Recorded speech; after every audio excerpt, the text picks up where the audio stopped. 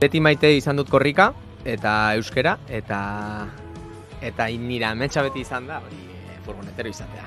Beti euki dut hor boruan, hor korrika bizitzea, baina barrutik izan behar da kristona, eta bueno, aurten lortu dut, nire lehenengo korrika da, eta itzela izan da.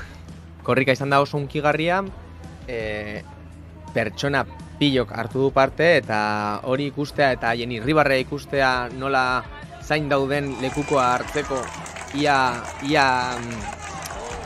argazki hori, nola dagoen jendea zain, da askoz politagoa batzutan lekukoa eramailearen aurpegia, baino.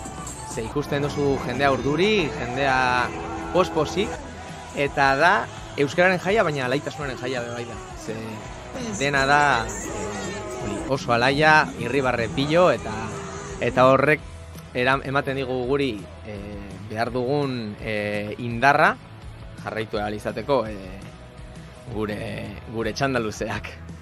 Korrikak beti eman dit, da euskararen argazgune bat, eta beti hartu dut oso ondo. Baina korrikalari bezala ikusten da dana superpolita, eta furgonetero bezala ikusten dira gauzak oso politak bai, baina beste era batean.